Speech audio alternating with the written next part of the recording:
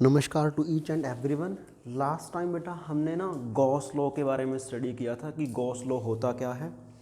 और मैंने आपको ये बताया था कि गॉस लॉ बेसिकली कहना क्या चाहता है। वो चाहता है कि किसी क्लोज सरफेस के अंदर से जो अमाउंट ऑफ फ्लक्स बाहर आता है वो क्यू बाय एप्सिलॉन नॉट होता है। ठीक है, तो जो हमने वो क्लोज सरफेस बनाया था ना, वो हमने बेटे जो क्लोज सरफेस बनाया था बेसिकली वो क्या था, हमने उसका नाम दिया था गॉसियन सरफेस। ठीक है, अब उसके बाद नेक्स्ट है कि हमें उसकी एप्लीकेशन डिस्कस करना बेटे। क्या next? Application of Gauss law. अब सबसे पहली एप्लीकेशन क्या बेटे कि हमें किसी चार्ज पॉइंट की वजह से हमें क्या निकालना बेटे, इलेक्ट्रिक फील्ड निकालना है आर दूरी पर। तो मेरा कहने का मतलब ये है कि अगर हमारे पास एक कैपिटल क्यू चार्ज है, कितना चार्ज है बेटे? Capital Q charge. उस कैपिटल क्यू चार्ज से मैं आर दूरी पर क्या निकालना चाहता हूँ बेटे? मैं इलेक्ट्रिक फील्ड इंटेंसिटी निकालना चाहता हूँ। तो आप उसको कैसे कर सकते हो? आप उसको निकाल सकते हो बेटे बेसिकली किसकी हेल्प से? आप निकाल सकते हो उसको गॉस लॉ की हेल्प से। कैसे? अब जिस पॉइंट पर मुझे बेटे क्या निकालना है, इलेक्ट्रिक फील्ड इंटेंसिटी निकालना है, तो ध्यान से देख, अगर मैं इस कैपिटल क्यू चार्ज से मैं क्या करता हूँ, आर दूरी पे अगर मैं पॉइंट लेने की कोशिश करूँ ना, तो आपके पास वो एक स्फीयर ट्रेस कर देगा। ठीक है, तो हमने क्या करा, जिस पॉइंट पे हमने ना इलेक्ट्रिक फील्ड इंटेंसिटी निकालनी है, तो उस पॉइंट से हमने क्या कर देना बेटे, एक क्लोज सरफेस ड्रॉ कर देना है। अब उस क्लोज सरफेस का जो रेडियस बनने वाला है वो कितना बनने वाला बेटे? वो स्मॉल आर ही बनने वाला है।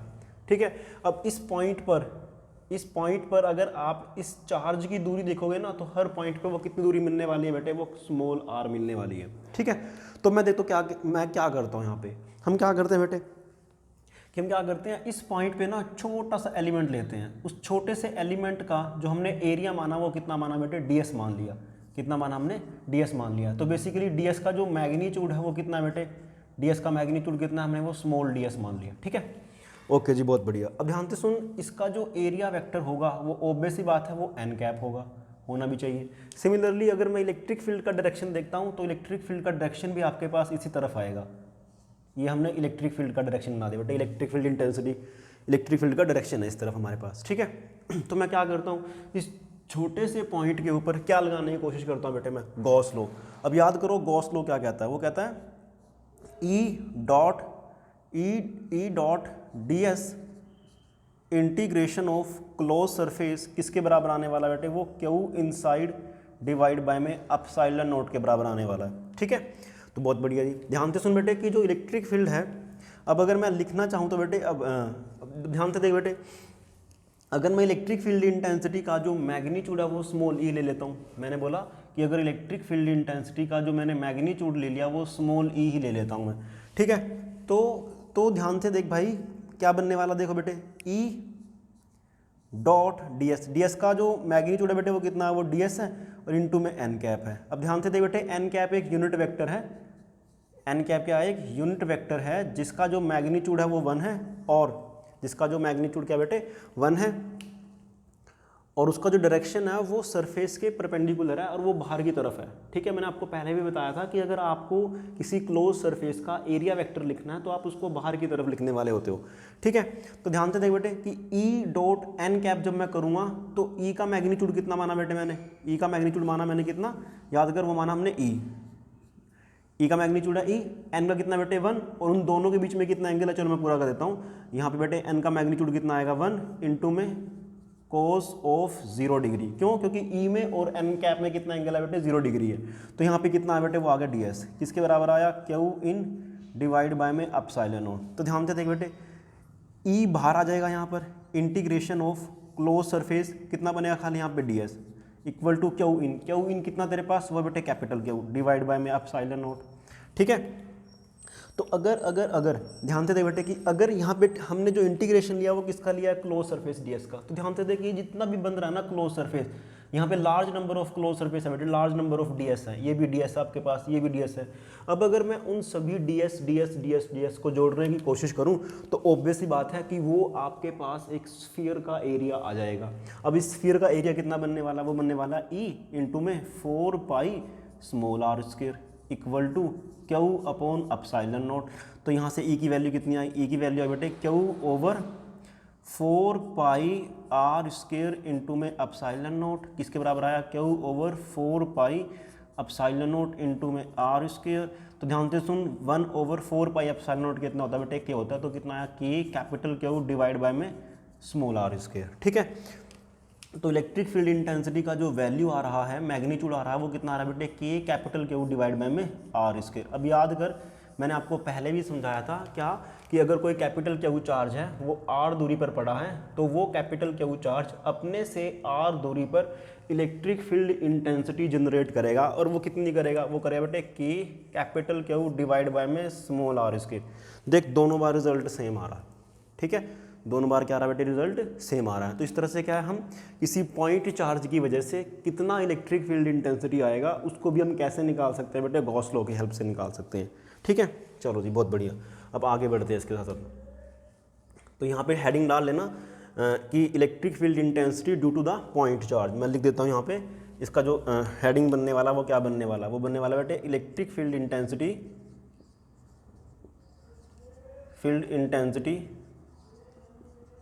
Due to the point charge, बेटे। ठीक है, तो आप ऐसा करो, अपना स्क्रीन पोज करो, इसको उतार लो, और मैक्सिमम पॉसिबिलिटी हो सके तो इसको लिखने की कोशिश करो बेटे। ठीक है, ओके जी, अब आगे बढ़ते हैं। भाई हम एप्लीकेशन ही डिस्कस कर रहे हैं।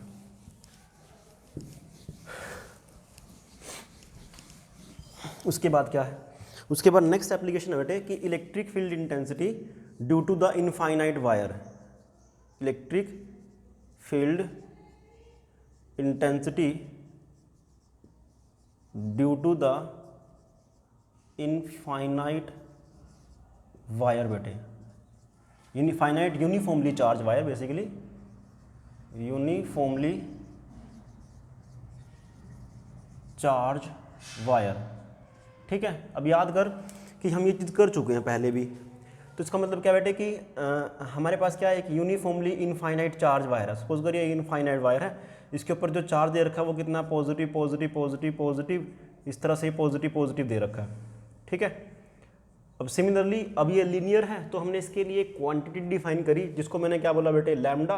और लैम्डा कितना होता है, चार्ज पर यूनिट लेंथ, और वो बेसिकली यूनिट किसके बराबर आएगी, कूलम पर मीटर के बराबर आएगी बेटे। ठीक है, ओके जी, बहुत बढ़िया। अब इस लैम्डा का सबसे बड़ा बेनिफिट ये था, क्या था याद करो, कि अगर मैं किसी लेंथ की मल्टीप्लाई इस लैम्डा से कर दूंगा ना, तो उस लेंथ के ऊपर कितना चार्ज आने वाला है वो आपको ये दे देगा। और याद अगर हमने ना शायद क्लास के अंदर भी किया था इस तरह का एक क्वेश्चन, तो वहाँ पे हमारे पास जो आंसर आया था ना, वो याद कर कितना था बेटे, हुआ था 2k लैम्डा बाय डी आया था। कितना आया था, 2k लैम्डा बाय डी। हम ये कर चुके हैं ऑलरेडी। ठीक है, सपोज कर कि क्या बेटे कि ना इस ये एक uniformly infinite uniformly charge wire है, तो मुझे क्या करना है, इससे ना डी दूरी पर क्या निकालना है बेटे, इलेक्ट्रिक फील्ड इंटेंसिटी निकालना है। तो याद कर ये चीज़ हम पहले भी कर चुके हैं नॉर्मल मेथड से, और ये क्वेश्चन नंबर 30 था बेसिकली एनसीईआरटी का। अब मैं क्या करता हूँ भाई, मैं क्या करता हूँ बेटे, इस पॉइंट पर अगर मैं इस वायर से डी दूरी पर जाऊँ, डी दूरी पर जाऊँ बेटे, यहाँ से भी डी, तो मैंने क्या करा, एक ना सिलेंडर बना लिया बेटे इस तरह से, जो इस पॉइंट को क्या कर रहा है, अपने साथ इनक्लोज कर रहा है। तो वो जो सिलेंडर बनाया है मैंने, वो कुछ इस तरह से बना लूँगा, देख बेटे मैं ऐसे। ठीक है, ये हमने सिलेंडर बना लिया भाई, बहुत बढ़िया, ये सिलेंडर बना लिया ऐसे। ठीक है, जिसने इस वायर को क्या कर रखा है बेटे, क्लोज कर रखा है। अब ये किसकी तरह काम करेगा बेटे, एक गॉसियन सरफेस की तरह एक्ट करेगा। किसकी तरह एक्ट करेगा, एक गॉसियन सरफेस की तरह एक्ट करेगा। अब तुझे क्या करना है बेटे, इस गॉसियन सरफेस के मतलब मुझे इस वाले पॉइंट पे क्या निकालना है, इलेक्ट्रिक फील्ड इंटेंसिटी निकालना है। क्या निकालना है, इलेक्ट्रिक फील्ड इंटेंसिटी निकालना है। तो ध्यान से देखिए बेटे, इस गॉसियन सरफेस के ना, इस गॉसियन सरफेस के पास 3 सरफेस हैं। एक तो ये कवर्ड सरफेस एरिया, इसका कवर्ड सरफेस एरिया, एक ऊपर वाला एरिया और एक ये वाला एरिया बेटे। ठीक है, तो मैंने क्या करा है यहाँ पे, मैंने क्या करा बेटे, छोटा सा पोर्शन ले लिया, जिस पॉइंट पे मुझे क्या फाइंड आउट करना है, electric field intensity find out करनी है। फिर से वही कहानी कि उसको हमने ds वेक्टर मान लिया। उस ds वेक्टर मतलब एरिया वेक्टर है, उस ds वेक्टर का जो मैग्नीट्यूड है वो कितना है बेटे, स्मॉल ds है। ठीक है, अब अगर मैं ध्यान से देखूं, इसका जो एरिया वेक्टर बनने वाला है वो n कैप इसी की डायरेक्शन में बनने वाला है। सिमिलरली यहाँ पे जो इलेक्ट्रिक फील्ड इंटेंसिटी है ना, वो भी इसी तरफ आने वाली है। Electric field intensity. अगर आपको बोला जाए कि इलेक्ट्रिक फील्ड इंटेंसिटी की डायरेक्शन कैसे निकालोगे आप, तो आप पता क्या करा करो बेटे, अपने मन में इमेजिन किया करो कि वहाँ पे मैंने ना एक टेस्ट यूनिट पॉजिटिव चार्ज रख दिया। अब जिस तरफ वो टेस्ट यूनिट पॉजिटिव चार्ज भागेगा वही डायरेक्शन आपकी किसकी कहलाई जाएगी, इलेक्ट्रिक फील्ड इंटेंसिटी की डायरेक्शन कहलाई जाएगी। ठीक है जी, बहुत बढ़िया। अब फिर से वही कहानी भाई, अब ध्यान सुन बेटे कि अभी जो ऊपर वाला सरफेस है ना, ये वाला सरफेस है, देखो ये वाला सरफेस है, नीचे वाला सरफेस है, इनका जो एरिया वेक्टर है, इसका एरिया वेक्टर है नीचे की तरफ एन कैप। बट यहाँ पे जो इलेक्ट्रिक फील्ड इंटेंसिटी आती है वो राइट साइड में आती है बेटे, इलेक्ट्रिक फील्ड इंटेंसिटी यहाँ पे। तो ध्यान से सुन, एरिया वेक्टर के बीच में और इलेक्ट्रिक फील्ड इंटेंसिटी के बीच में कितना एंगल आता है बेटे, वो आता है 90 डिग्री। अगर ऐसे आ रहा है एंगल 90 डिग्री तो यहाँ से कोई फ्लक्स नहीं बाहर जाएगा। ठीक है, यहाँ से कोई फ्लक्स नहीं बाहर जाएगा। सिमिलरली अगर मैं इसकी बात करता हूँ भाई, इसका जो एरिया वेक्टर है वो ऊपर की तरफ है। अब इस वाले पॉइंट पर इलेक्ट्रिक फील्ड इंटेंसिटी कैसे बेटे, इस तरफ है, तो दोनों के बीच में कितना एंगल बन गया, ये 90 डिग्री बन गया। अगर 90 डिग्री बन गया तो ऊपर वाला जो सरफेस एरिया है, ऊपर वाला जो एरिया है और नीचे वाला जो एरिया है, उनमें से जो फ्लक्स आएगा वो कितना आएगा बेटे, वो जीरो आने वाला है। कितना आने वाला है, वो जीरो आने वाला है। ठीक है, ओके जी, बहुत बढ़िया। अब जो फ्लक्स आ रहा है खाली वो कवर्ड सरफेस एरिया की वजह से आ रहा है। तो अब यहाँ पे क्या कर दे बेटे, गॉस लॉ अप्लाई कर दे। अब जैसे ही तू गॉस लॉ अप्लाई करेगा तो मान ले इसका लेंथ कितना है बेटे, एल है। कितना लेंथ है इसका, एल है। ठीक है, और ध्यान से सुन, अगर मुझे इस एल लेंथ के ऊपर क्या निकालना है, चार्ज निकालना है। क्या निकालना है, चार्ज निकालना है। तो आप पता क्या करो बेटे, लैम्डा की मल्टीप्लाई इस एल से कर दो, आपके पास आंसर आ जाएगा इजीली। ठीक है, ओके जी, बहुत बढ़िया। तो मैंने यहाँ पे गॉस लॉ अप्लाई करा। अब याद कर गॉस लॉ क्या था कि इलेक्ट्रिक जो फ्लक्स होता है किसी क्लोज सरफेस एरिया के अंदर से, वो होता है क्यू इन डिवाइड बाय में एप्सिलॉन नॉट। ठीक है, कहानी वहीं तक है, फिर से सेम है भाई कि ई वेक्टर और ds जो वेक्टर बेटे उसका मैग्नीट्यूड कितना है, ds का मैग्नीट्यूड एन, ds और ये इसका है N cap equal to Q in divided by में एप्सिलॉन नॉट। अभी जो इलेक्ट्रिक फ्लक्स बाहर आ रहा है वो खाली कवर्ड सरफेस एरिया की वजह से आ रहा है। आप अगर इस बात को लिखना चाहो तो लिख सकते हो कि जो इलेक्ट्रिक फ्लक्स है वो कवर्ड सरफेस एरिया की वजह से बाहर आ रहा है, जबकि जो ऊपर वाले हैं ना उनकी वजह से कोई फ्लक्स नहीं बाहर आ रहा है। ठीक है, तो फिर से वही कहानी, ई डॉट जो एन बनेगा, अगर ई का मैग्नीट्यूड है 1, ई का मैग्नीट्यूड है स्मॉल ई, एन कैप का मैग्नीट्यूड है 1, तो ई डॉट एन कैप पता कितना है बेटे, वो आएगा ई मैग्नीट्यूड है बेटे 1 एन कैप का इनटू में cos ऑफ 0। देख ध्यान सुन, दोनों के बीच में यहाँ पे ना एंगल 0 बन रहा है। तो अंदर तेरे पास खाली क्या बचा बेटे, इंटीग्रेशन बचा है क्लोज सरफेस का, कितना बेटे, ds equal to Q in divide by में एप्सिलॉन नॉट। तो ई का वैल्यू कितना है बेटे, ई इक्वल टू, ध्यान से सुन, ये जो सरफेस एरिया ना कौन सा बेटे, कवर्ड सरफेस एरिया। तो ध्यान से सुन, इसका जो कवर्ड सरफेस एरिया आएगा इस सिलेंडर का वो कितना आने वाला है। कवर्ड सरफेस एरिया होता है बेटे 2 पाई आर एच। तो कितना बेटे यहाँ पे आया 2 पाई आर, कितना बोलो शाबाश उसका, आर हमने उसका डी मान लिया था, डी, और एच कितना बेटे उसका एल है इक्वल टू, अब क्यू इन कितना बेटे, इस सिलेंडर के अंदर कितना चार्ज आ रहा है, तो सोच के देख कितना आ रहा है बेटे। मैंने आपको बताया था कि अगर आपको जितनी लेंथ के ऊपर चार्ज निकालना है ना उसकी मल्टीप्लाई आप लैम्डा से कर दो, तो उस लेंथ के ऊपर कितना चार्ज है वो आ जाएगा। तो कितना बेटे, वो lambda into L divide by में एप्सिलॉन नॉट। इस एल ने एल को मार दिया तो तेरे पास आंसर आया बेटे कितना, ई बराबर lambda over 2 pi epsilon naught into D. अब मैं क्या करता हूँ भाई, इसको 2 से मल्टीप्लाई कर दो और 2 से ही डिवाइड कर दो, तो 2 लैम्डा डिवाइड बाय में 2 से मल्टीप्लाई करा 2 से डिवाइड, तो कितना बना बेटे 4 pi epsilon naught into D. तो ये 1/4 पाई एप्सिलॉन नॉट को मैं कितना मानता बेटे, के मानता, तो कितना था 2k लैम्डा बाय डी। इस तरह से क्या आपके पास ये इसका आंसर आ जाएगा। तो इलेक्ट्रिक फील्ड जो इंटेंसिटी आती है इनफाइनाइट वायर की वजह से वो 2k लैम्डा बाय डी आता है। ये उसका क्या बन गया बेटे, आंसर आ गया। और वहाँ पे मैंने आपको पहले लिख के दिया था आंसर कि ये आंसर हमने पहले भी कर चुके हैं। तो जो क्वेश्चन नंबर 30 एनसीईआरटी का, उसमें वो स्पष्ट बोलता है कि आपको इलेक्ट्रिक फील्ड इंटेंसिटी निकालनी है इनफाइनाइट वायर की वजह से विदाउट यूजिंग गॉस लॉ। अब अगर वो बोलता है यूजिंग गॉस लॉ तब आपको ये वाला चीज़ करना है बेटे, ठीक है। और वहाँ पे अगर वो बोलता है विदाउट गॉस लॉ तब आपको वो वाली चीज़ करनी है, ठीक है। चलिए जी अब आगे बढ़ते हैं बेटे। अब जो नेक्स्ट एप्लीकेशन है वो क्या बेटे, इलेक्ट्रिक फील्ड इंटेंसिटी हमें फाइंड आउट करना है किसकी वजह से बेटे, इन यूनिफॉर्मली इनफाइनाइट शीट की वजह से। किसकी वजह से, यूनिफॉर्मली इनफाइनाइट शीट की वजह से बेटे, ठीक।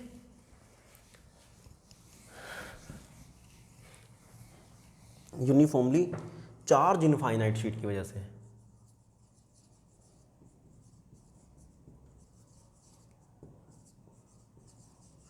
अब जो शीट होगी बेटे ऑब्वियस सी बात है उसका एक सरफेस एरिया होगा। तो मैंने ना इस तरह से एक शीट मान ली बेटे, कैसी शीट मान ली, सपोज कर कि तूने ये वाली शीट मान लिया ऐसे, ठीक है, ये तेरे पास शीट दे रखी है आपको ऐसे, और ये क्या, इसके ऊपर हमने बहुत सारा चार्ज दे रखा है, positive positive positive positive positive positive, uniformly है ये, क्या ये यूनिफॉर्मली है, ऑब्वियसली यूनिफॉर्मली है भाई, ठीक है। अब शीट को तू ऐसे मान ले कि शीट तेरे पास ऐसी सी है भाई, ऐसी सी शीट है तेरे पास, ऐसे से शीट पड़ा हुआ है, मतलब इसको एक शीट मान ले, कैसे मानेगा, यहाँ पे चीज़ है ये रही है। तो सपोज कर कि इस तरह से बेटे शीट है, यूनिफॉर्मली शीट है, आपने उसको इस तरह से रख रखा है ऐसे, उसके ऊपर कितना चार्ज दे रखा है बेटे, उसके ऊपर चार्ज दे रखा है बहुत सारा, यूनिफॉर्मली चार्ज डिस्ट्रीब्यूशन है, और उसका जो सरफेस चार्ज, अब सरफेस है तो ऑब्वियस सी बात है क्या आने वाले टर्म बेटे, सरफेस चार्ज डेंसिटी सिग्मा, और सिग्मा क्या होता है बेटे, याद करो, क्यू पर यूनिट एरिया, तो यूनिट क्या बनती है इसकी, कूलम पर मीटर स्क्वायर, ठीक है। ओके जी, मुझे इसकी वजह से इलेक्ट्रिक फील्ड निकालना है बेटे, कितनी दूरी पर, डी दूरी पर। तो ध्यान से सुन, सपोज कर मुझे यहाँ पे इस वाले पॉइंट पे इलेक्ट्रिक फील्ड निकालना है इससे डी दूरी पर, तो पता बेटे मैं क्या करूँगा, यहाँ पे ना मैं एक सिलेंडर बना लूँगा जो इस शीट के अंदर से पास हो रहा है, कुछ इस फॉर्म में ऐसे, ये वाला सिलेंडर ऐसे बना लिया हमने सिलेंडर बेटे। सिमिलरली ये सिलेंडर हमने बाहर निकाल दिया,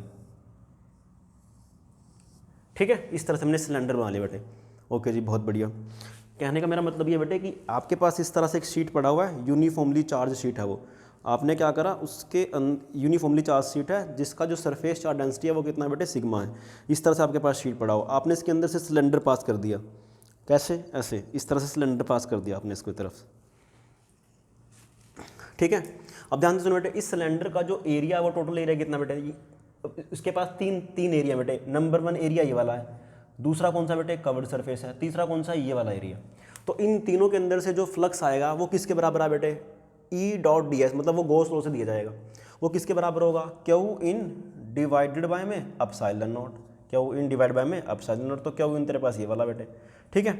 अब ध्यान से सुन क्या है कि यहाँ पे जो फ्लक्स आ रहा है वो 3 सरफेस एरिया की वजह से आ रहा है, कौन कौन से भाई, 1 2 3, ये जो 2 है वो कवर्ड सरफेस एरिया। अब अगर मैं बात करता हूँ बेटे इस कवर्ड सरफेस एरिया की, अगर इसका जो एरिया वेक्टर होगा वो इस सरफेस के परपेंडिकुलर होगा, ऑब्वियस सी बात है एन कैप। अब अगर वो सरफेस के परपेंडिकुलर है तो जो इलेक्ट्रिक फील्ड इंटेंसिटी है वो यहाँ पे कितनी है बेटे, वो इस तरफ है, इलेक्ट्रिक फील्ड इंटेंसिटी E है, तो दोनों के बीच में कितना एंगल बन गया यहाँ पे बेटे, कवर्ड सरफेस में 90। तो इस कवर्ड सरफेस से कोई भी इलेक्ट्रिक फ्लक्स नहीं बाहर आने वाला, क्यों, क्योंकि E के बीच में और एरिया वेक्टर के बीच में कितना एंगल बन रहा है बेटे, 90 डिग्री बन रहा है, और अगर 90 डिग्री एंगल बनता है तो उसमें से कोई फ्लक्स नहीं आता। तो मतलब जो एरिया आपने 2 माना था, यहाँ से कोई भी फ्लक्स नहीं आपको मिलने वाला। अब कौन कौन से फ्लक्स मिला बेटे, एक तो मिलेगा आपको इस वाले एरिया से और एक मिलेगा आपको इस वाले एरिया से। इस वाले एरिया की बात करता हूँ तो इसका जो यूनिट वेक्टर है बेटे वो किस तरफ है, एन कैप है, और इलेक्ट्रिक फील्ड इंटेंसिटी भी किधर है बेटे, वो भी राइट साइड में, मतलब लेफ्ट साइड में है, ई, ठीक है। दोनों के बीच में कितना एंगल है बेटे, 0 डिग्री। सिमिलरली अगर मैं इसकी बात करता हूँ तो इधर भी एन कैप है बेटे, और इलेक्ट्रिक फील्ड इंटेंसिटी की डायरेक्शन किस तरफ बेटे, वो इस तरफ है।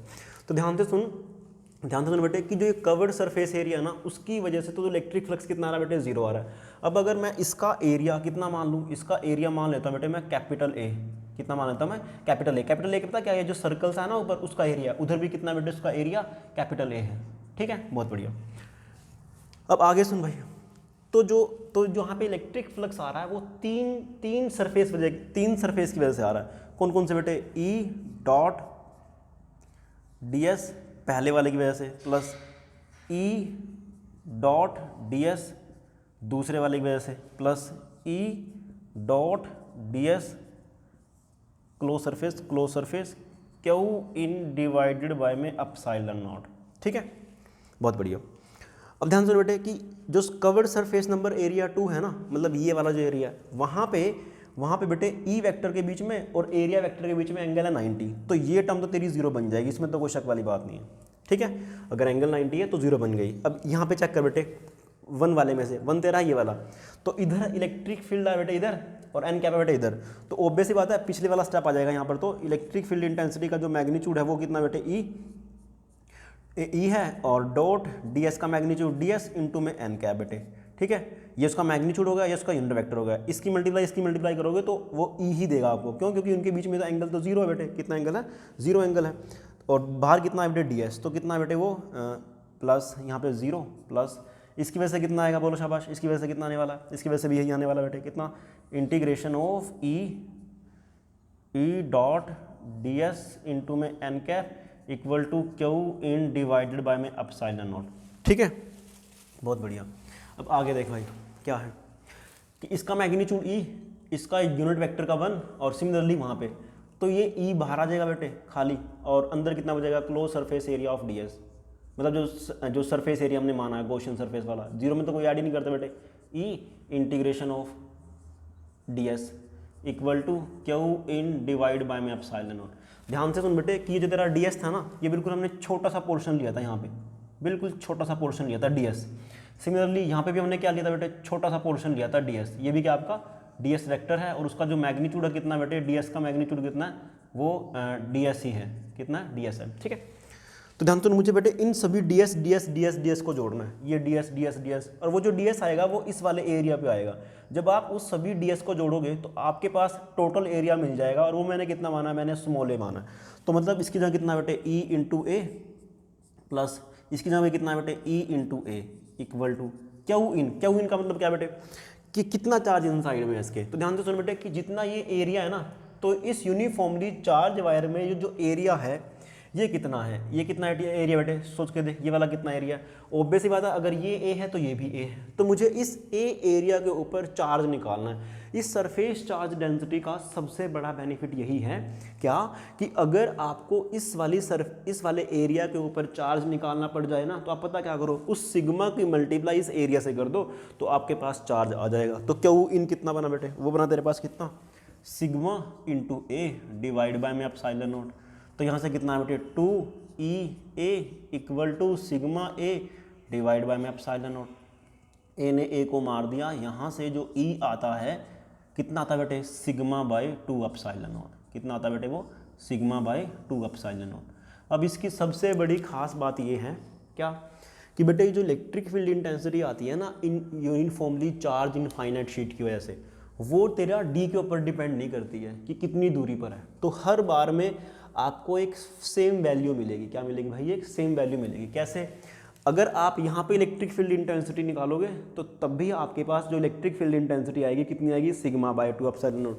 यहाँ निकालोगे सिग्मा बाय 2 एप्सिलॉन नॉट, यहाँ निकालोगे सिग्मा बाय 2 एप्सिलॉन नॉट, इधर निकालोगे सिग्मा बाय 2 एप्सिलॉन नॉट, इधर निकालोगे sigma bye 2 epsilon not.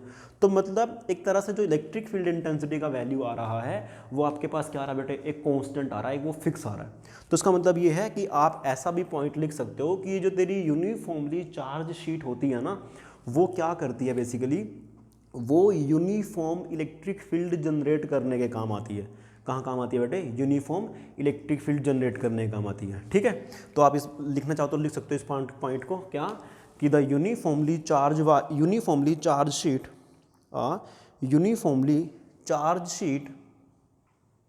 will generate the uniform electric field. ठीक है, तो ये है कहानी बेटे इस चीज़ की। चलिए जी, अब आगे बढ़ते हैं, इसी में थोड़ा सा और करने की कोशिश करते हैं बेटे। अब कई बार आपको ऐसी सी चीज़ें दी जाती हैं, तो हमारे पास आंसर है सिग्मा बाय 2 एप्सिलॉन नॉट। किसकी वजह से, इनफाइनाइट शीट की वजह से। अब इसी के ही पार्ट है बेटे, क्या पार्ट है कि आपको कुछ इस तरह से दे देगा क्या, कि ना आपने क्या करा, आपने ना एक इस तरह से शीट ले ली बेटे, इनफाइनाइट शीट है, ऑब्वियस बात है। अब ये शीट बनाया मैंने plus plus plus plus plus plus plus plus plus. Similarly यहाँ पे भी हमने इनफाइनाइट शीट बना ली बेटे, क्या बना ली, यहाँ पे इनफाइनाइट शीट बना ली, प्लस प्लस प्लस प्लस, ये भी पॉजिटिव है, ये भी पॉजिटिव है। इसका जो सरफेस चार्ज डेंसिटी है वो कितना है बेटे, सिग्मा है, सिग्मा 1 मान लो, इसका कितना मान लो, सिग्मा 2 मान लो। तो मेरा कहने का मतलब ये है कि ये आपके पास शीट इस तरह से पड़ा हुआ बेटे, इसके ऊपर पॉजिटिव चार्ज है, ऐसे ही ये पड़ा हुआ है, इसके ऊपर भी पॉजिटिव चार्ज है। तो पॉजिटिव चार्ज है, इसका जो सरफेस चार्ज डेंसिटी है वो सिग्मा 1 है, इसका कितना बेटे, वो है सिग्मा 2 आपके पास। ठीक है, तो मुझे क्या करना है बेटे, मैंने पॉइंट लिया, पॉइंट नंबर 1, यहाँ पे पॉइंट लिया बेटे क्या, पॉइंट नंबर 2, यहाँ पे पॉइंट लिया बेटे कितना, पॉइंट नंबर 3।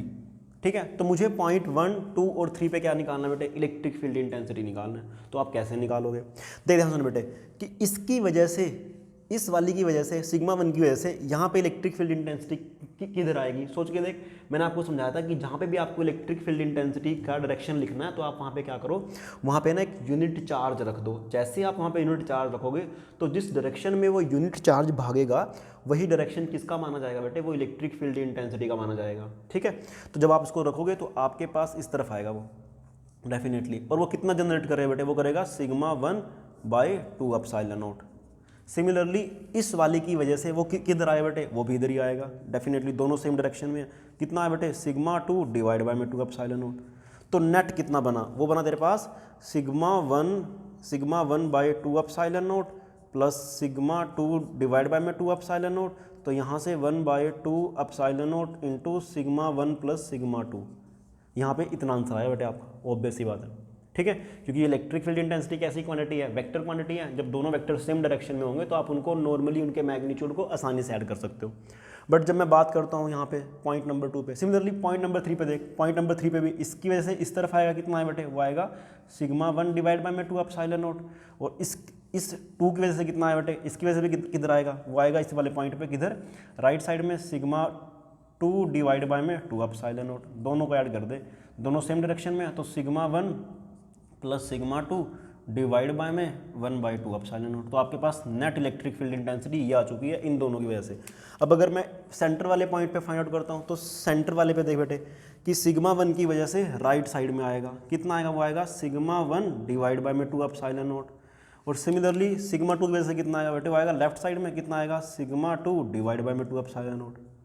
ठीक है, तो नेट कितना बना, देख इलेक्ट्रिक फील्ड इंटेंसिटी कैसी क्वांटिटी है, वेक्टर है, तो मान लेता हूँ कि सिग्मा 1 तेरा बड़ा है, तो सिग्मा 1 बड़ा है तो नेट कितना आने वाला बेटे, नेट आपके पास आने वाला सिग्मा 1 माइनस के सिग्मा 2, यानी कि सिग्मा 1 डिवाइड बाय में 2 epsilon not, sigma 2 divide by में 2 एप्सिलॉन नॉट।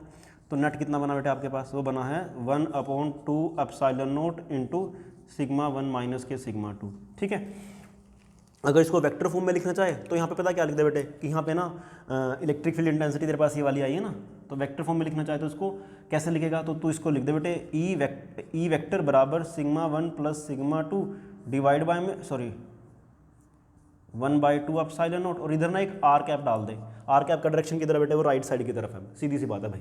या तो यहाँ पे आई कैप डाल दे, कोई फर्क नहीं पड़ता, आई कैप डाल दे। आई कैप का मतलब क्या है कि उसका डायरेक्शन एक्स एक्सिस की तरफ है, किधर है वो, एक्स एक्सिस की तरफ है। सिमिलरली यहाँ पे कितना डाल दे बेटे, अगर तेरे को लिखना है इसको, ई जो वेक्टर आएगा इसका कितना आया बेटे, मतलब ये हमने पॉइंट 3 लिया था ना, तो यहाँ पे 3 मान ले, ये हमने पॉइंट 1 लिया था तो 1 पे मान ले, तो कितना आंसर है बेटे, वो आएगा आपके पास सिग्मा 1/2 एप्सिलॉन नॉट इंटू इसका देख सिग्मा 1 प्लस सिग्मा 2 इंटू में माइनस के आई कैप। माइनस के आई कैप क्यों, क्योंकि वो बेटे वो लेफ्ट साइड के अंदर है। सिमिलरली इसका पता ही चल जाएगा अभी, इस वाले का पता ही चल जाएगा, इस वाले का तो पता चल जाएगा भाई कौन से वाला बड़ा है। अगर ये वाला बड़ा होगा, सिग्मा 1 बड़ा होगा तो आई कैप की तरफ आएगा, सिग्मा 2 बड़ा होगा तो माइनस आई कैप की तरफ आएगा, सीधी सी बात है भाई, इसमें तो कोई शक वाली बात ही नहीं है। ठीक है, चलिए जी, बहुत बढ़िया।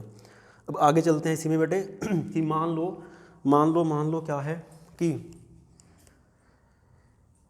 यहाँ पे ना हमने क्या करा, हमने यहाँ पे क्या करा है, इसको रब कर देता हूँ मैं यहाँ पे ऐसे, इसका कोई काम नहीं है। इसी का बेटे सेकंड केस, अभी जो हमने किया ना ये केस नंबर 1 था, ये जो क्या था बेटे, केस नंबर 1 था सारा का सारा। अब हमने केस नंबर 2 डिस्कस करना है। यहाँ पे मैं क्या करता हूँ बेटे, यहाँ पे मैं ना नेगेटिव चार्ज दे देता हूँ, क्या देता हूँ, नेगेटिव चार्ज। इसका मतलब क्या है कि जो सरफेस चार्ज डेंसिटी है ना वो नेगेटिव चार्ज की है, किसकी है, वो नेगेटिव चार्ज की है। तो अब इसको सोल्व आउट कर लो भाई, कैसे करोगे, देखो आसान सा काम है। कैसे बेटे, ये पॉइंट नंबर हमने कितना माना था, शायद हमने माना था 1, इसको हमने माना था बेटे पॉइंट नंबर 2, इसको हमने माना था पॉइंट नंबर 3, चलो जो भी है पॉइंट से कोई फर्क नहीं पड़ता। अब अगर मैं सिग्मा 1 की बात करता हूँ, किसकी बात करता हूँ बेटे, मैं सिग्मा 1 की बेटे, अगर मैं सिग्मा 1 की बात करता हूँ तो क्या होगा यहाँ पे, इसकी वजह से इलेक्ट्रिक फील्ड इंटेंसिटी आएगी इस साइड में। ठीक है, वो कितनी आएगी, वो आएगी बेटे सिग्मा 1 डिवाइड बाय में 2 एप्सिलॉन नॉट। सिमिलरली इस नेगेटिव की वजह से यहाँ पे जब टेस्ट यूनिट पॉजिटिव चार्ज रखोगे तो उसको अपनी तरफ खींचेगा, तो वो डायरेक्शन किसकी बन जाएगी, इलेक्ट्रिक फील्ड इंटेंसिटी कितनी आई बेटे, सिग्मा 2 डिवाइड बाय में 2 एप्सिलॉन नॉट।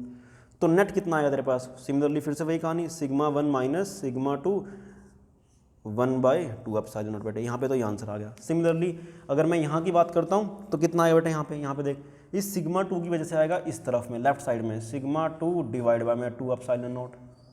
सिमिलरली इस पॉजिटिव की वजह से कितना है बेटे, वो आएगा राइट साइड में सिग्मा 1 डिवाइड बाय में 2 एप्सिलॉन नॉट।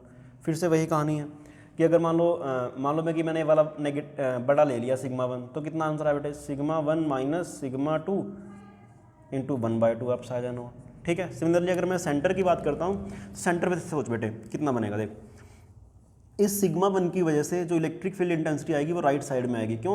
क्योंकि जब आप यहाँ पे टेस्ट यूनिट पॉजिटिव चार्ज रख दोगे तो वो नेगेटिव ये वाली शीट उसको राइट साइड में भगाने की कोशिश करेगी।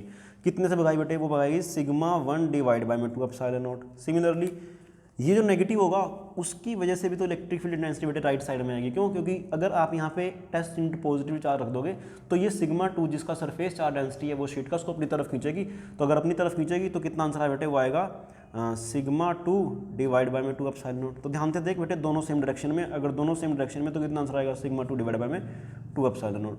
सपोज कर कि मैंने क्या माना बेटे कि सिग्मा 1 बराबर सिग्मा 2 मान लिया। जैसे ही मैं सिग्मा 1 बराबर सिग्मा 2 इक्वल टू सिग्मा लेता हूँ, ठीक है, सिग्मा, हाँ, जैसे मैं सिग्मा 1 बराबर सिग्मा 2 इक्वल टू सिग्मा लेता हूँ तो यहाँ पर जो इलेक्ट्रिक फील्ड इंटेंसिटी बनेगी वो कितनी बनेगी बेटे, 1/2 epsilon naught into sigma minus sigma, किसके बराबर आया, 0। सिमिलरली यहाँ पे कितना आंसर आया बेटे, वो भी तेरा कितना आएगा, 1/2 epsilon naught into sigma minus sigma, किसके बराबर आया, वो 0 के बराबर आ गया। बट जब तू यहाँ पे चेक करेगा ना तो तेरे पास कितना आंसर आया बेटे, वो आएगा सिग्मा/2 एप्सिलॉन नॉट प्लस सिग्मा/2 एप्सिलॉन नॉट। नेट तेरे पास कितना आया, 2 सिग्मा डिवाइड बाय में 2 एप्सिलॉन नॉट, किसके बराबर है बेटे, सिग्मा बाय एप्सिलॉन नॉट के। ठीक है। अब ये रिजल्ट तेरे लिए बहुत इंपॉर्टेंट है। ध्यान सुन बेटे कि अगर तू एक पॉजिटिव लेता है, एक नेगेटिव शीट लेता है बेटे, तो उनके बाहर जो इलेक्ट्रिक फील्ड इंटेंसिटी आता है ना वो कितना आता है, 0। राइट कितना आता है बेटे, 0। बट जो उसके बीच में है ना वो कितना आंसर आ रहा है बेटे, सिग्मा बाय एप्सिलॉन नॉट आ रहा है। और अगर ऐसा हो रहा है तो ध्यान से सुन बेटे कि जो इलेक्ट्रिक फील्ड है ना वो तेरा क्या है, किस तरह, जो इलेक्ट्रिक फील्ड है ना तेरा वो इन दो शीट के बीच में आता है। किधर आता है, इन दो शीट के बीच में आता है, ना तो वो बाहर आ रहा है ना वो अंदर आ रहा है। अब इस कॉन्सेप्ट का यूज़ हम बेटे कहाँ पे करेंगे, कैपेसिटर के अंदर करेंगे। ठीक है, थैंक यू।